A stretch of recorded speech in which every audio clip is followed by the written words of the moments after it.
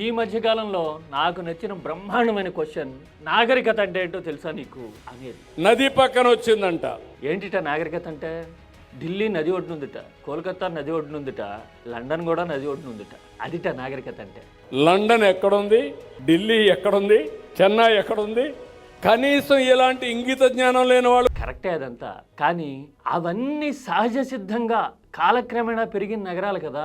మరి వాటితో మనం ఆర్టిఫిషియల్ క్రియేషన్ చేస్తాము అని చెప్తున్న నగరాన్ని పోల్చొచ్చా? పాసిబులేనా? మీరు చెప్పండి. ఆర్టిఫిషియల్గా ఇలా క్రియేట్ చేశారు 3 ఏళ్లలో, 5 ఏళ్లలో, 10 ఏళ్లలో అనిపించే నదిలో ఆ నాగరికత ఉన్న చారిత్రక నగరాన్ని ఒకటి చెప్పండి మీరు. అవన్నీ సహజ సిద్ధంగా ఎవాల్వ్ అయి ఉంటాయి 10, 100 ఏళ్లలో.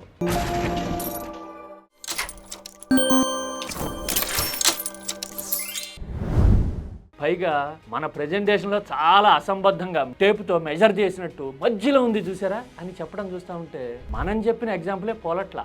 ఢిల్లీ ఎక్కడుంది? మధ్యలో ఉందా దేశానికి? మాస్కో ఎక్కడుంది? రష్యాలో మధ్యలో ఉంటుందా? డ్రైవర్ లాగా ఎక్కడో ముందుంటుంది. ఏది? మన వైజాగ్ ఉన్నట్టుగా. మరి మనం చెప్తున్న పోలికల్లో చాలా అసంబద్ధమైన విషయాలను దాచిపెట్టేసి అసలు నీకు నాగరికత తెలుసా అని గీంకరిస్తే ఏమనుకోవాలి? పైగా అసలు పాయింట్ వదిలేసింది మీడియా కానీ, ఈ గీంకరింపు క్వశ్చన్స్ వేస్తున్న వాళ్ళు కానీ. ఏంటో తెలుసా? 50,000 ఎకరాలకి ఎకరానికి ₹1 కోటి చొప్పున 1,00,000 కోట్లు కావాలన్నారు. కొత్తగా మళ్ళీ పూల్ చేస్తే ఇంకొక 50,000 2 లక్షల కోట్లు కావాలన్నారు కదా. అవి ఎక్కడి నుంచి తెస్తారు అని అడిగాడు Jaganmohan Reddy. The rate of 2 crores per acre according to your own DPR. So you're actually talking about 2 lakh crores requirement. ఇది జగన్మోహన్ రెడ్డి గురించి కాదు క్వశ్చన్, రాష్ట్రం గురించి, భవిష్యత్తు గురించి కదా. మరి ఆ విషయాన్ని అడ్రస్ చేయొచ్చు కదా. ఈ ఎకరానికి 2 కోట్లు ఎలా అవుతాయి అనేది చెప్తూ 2 లక్షల కోట్లు ఎలా తీసుకొస్తారో చెబితే గనక అయిపోయా. జగన్మోహన్ రెడ్డి బబుల్ బద్దలు కొట్టొచ్చు కదా. ఆ విషయం మాట్లాడడం మానేసి ఎందుకు గీంకరింపులు, హుంకారాలు? మనం ఫైనాన్షియల్స్ గురించి మాట్లాడామా? మీడియా కూడా అంతే. ఏదో చెప్పుకోలేని బాధ అంటూ రాయడం చూస్తూ ఉంటే అలాంటి చెప్పుకోలేని బాధలు ఎవరికి ఉంటాయో అర్థమైపోతూ ఉంది చూస్తే. ఎక్కడా వీళ్ళెవరు ఇది రివర్ బేసిన్లో లేదు అని చెప్పలా. ఎందుకంటే రివర్ బేసిన్ అనే మాట జగన్ వాడడం వ్యూహాత్మకం, టాక్టికల్ అండ్ టెక్నికల్, ఫ్యాక్చువల్ కూడా. ఎందుకో తెలుసా? కేంద్ర జల వనరుల శాఖ చెప్పింది ఆ మాట, అమరావతి రివర్ బేసిన్లో ఉంది అని. ఇదిగో చూడండి, ఇక్కడ మ్యాప్ చూపిస్తున్నా కదా. నదీ ప్రవాహం ఇలా ఉంటుందిట. ఉన్నప్పుడు చుట్టుపక్కల వరదలు వచ్చినప్పుడు ఏమవుతుంది? అది కదా జగన్ అడిగింది. మరి కాదు అని ప్రూవ్ చేయండి, వాదించండి, చూపించండి ఫ్యాక్చువల్గా. లేదు అంటే రిజర్వాయర్లు ఎందుకు కట్టాల్సి వచ్చిందో, ఎత్తిపోతలు ఎందుకు పెట్టాల్సి వచ్చిందో రాష్ట్ర ప్రజలకి కళ్ళు తెరుచుకునేలాగా వివరించండి. అన్నిటికీ మించి 2 లక్షల కోట్లు అవుతుందా కాదా? మరి డిపిఆర్లో అలా ఎందుకు చెప్పారు? ఒకవేళ అయ్యేటట్టయితే గనక ఆ 2 లక్షల కోట్లు ఎవరు భరిస్తారు అనే విషయాన్ని వివరిస్తే అయిపోతుంది కదా. అంత మాత్రానికి అసలు విషయం వదిలేసి వ్యక్తిగత దూషణలు చేయడం ఎందుకు సార్? ఇంతోటి ఎక్స్పీరియన్స్ ఉందని చెప్తూ ఎవరైనా సరే బుద్ధి జ్ఞానం ఉండే వ్యక్తులు మాట్లాడతారు, నాకు తెలియదు. పైగా ఇంకొక మాట ఇక్కడ చాలా మంది మిస్ అవుతున్న విషయం ఏంటో తెలుసా? 2024 ముందు ఎన్నికల్లో 3 ముక్కలు ఆట ఆడారని చెప్తున్నారు కదా.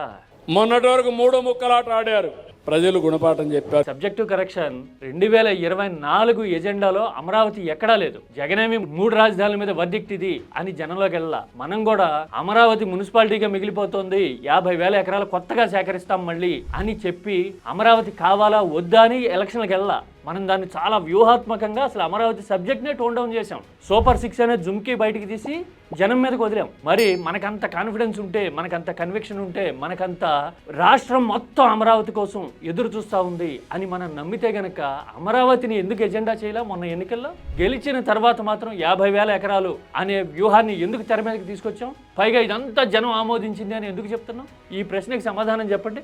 అమరావతి విషయంలో మన ఆలోచనని జనం సమర్థించారు అని అనుకుంటే గనక 2024 ఎన్నికల్లో ఎందుకు ఎజెండా చేయలేదు అమరావతిని? అంటే మనకి తెలుసు రాష్ట్రం ఏమనుకుంటోంది, జనం ఏమనుకుంటున్నారు, ప్రత్యర్థి అడుగుతున్న క్వశ్చన్స్లో సబ్స్టెన్స్ ఎంత అనేది. కాకపోతే మనం వ్యూహాత్మకంగా డీవియేట్ చేసేయాలి కాబట్టి అసలు నాగరికత అంటే ఏంటో తెలుసా అని 6వ తరగతి సోషల్లో ఎప్పుడో తెలుగు మీడియంలో 3 దశాబ్దాల కిందట విన్న క్లాసుని గుర్తుకు తెచ్చేలాగా మాట్లాడుతున్నాం. నాగరికత లాంటి సింధు నది లోయ దగ్గరికి వెళ్ళటం ఎందుకు? మనం 2 లక్షల కోట్లు అవుతుందా లేదా? రివర్ బెడ్లో ఉందని కేంద్ర జలవనరుల శాఖ చెప్పిందా లేదా? రాజధాని అంటే నడి మధ్యలో ఉండాలి, అదే టెక్నికల్లీ బానిఫైడ్ అర్హత అని చెప్పే ముందు చిన్న కామన్ సెన్స్ అండ్ లాజిక్ని మనం ఎందుకు ఇగ్నోర్ చేస్తున్నాం అనేవి తెలుసుకుంటే కనుక ఎవరి వాదనలో పసెంతో, ఎవరి వాదనలో హ్యాలోనెస్ ఏంటో, ఎవరు బుల్డోజ్ చేయాలనుకుంటున్నారో అర్థమైపోతుంది. పైగా జగన్ ఒక రకంగా మాట్లాడితే సజ్జలు ఇంకో రకంగా మాట్లాడారు అని చెప్తూ ఉన్నారు కదా.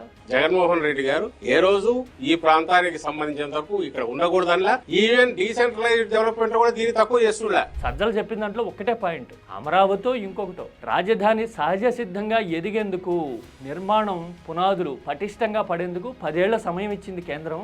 విభజనలో ఉమ్మడి రాజధాని అని హైదరాబాద్ని ప్రకటించడంలో ఆంతర్యం అదే కదా. మరి ఆ అవకాశాన్ని ఎందుకు వదిలేసుకున్నారు? హడావిడిగా హైదరాబాద్ను వదిలేసుకుని ఇక్కడికి రావాల్సిన పరిస్థితి ఎందుకు వచ్చింది? దానివల్ల కదా ఇదంతా గందరగోళం అని మాత్రమే మాట్లాడుతూ ఉన్నారు. జగన్ అయినా సజ్జలైనా అమరావతికి మేము వ్యతిరేకం అనే మాట ఎక్కడన్నా వాడారా? అమరావతిని ఆపుతామని ఎక్కడన్నా చెప్పారా? ఇంత ఖర్చు పెట్టి 2 లక్షల కోట్లు వెచ్చించి కడుతూ ఉన్నారు రివర్ బెడ్ అని కేంద్రమే చెప్పింది. టెక్నికాలిటీస్ ఉన్నాయని జగన్ అన్నారు. ఉమ్మడి రాజధానిని వదిలేసుకుని ఇక్కడ ఆగమేఘాల మీద పరిగెత్తుకు రావాల్సిన పరిస్థితి ఎందుకు వచ్చింది అని సజ్జలు అడిగారు. ఇలాంటి క్వశ్చన్స్కి సమాధానం లేదు మన దగ్గర. అందుకోసమే నీకు నాగరికత అంటే తెలుసా అని అంటూ ఉన్నాం. మనకి లాజిక్ అంటే తెలుసా? తెలిస్తే చెప్పండి.